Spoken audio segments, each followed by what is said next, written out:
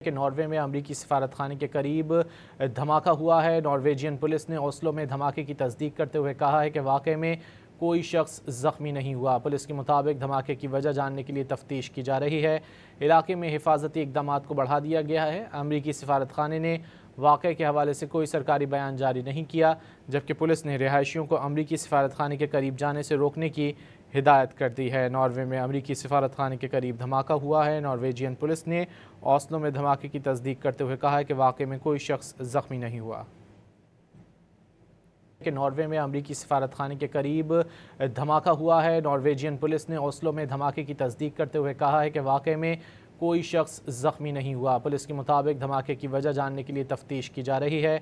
इलाके में हिफाजती इक़दाम को बढ़ा दिया गया है। अमरीकी सफारतखाने ने वाक़े के हवाले से कोई सरकारी बयान जारी नहीं किया, जबकि पुलिस ने रिहायशियों को अमरीकी सफारतखाने के करीब जाने से रोकने की हिदायत कर दी है। नॉर्वे में अमरीकी सफारतखाने के करीब धमाका हुआ है। नॉर्वेजियन पुलिस ने ओस्लो में धमाके की तस्दीक करते हुए कहा है कि वाक़े में कोई शख्स ज़ख्मी नहीं हुआ।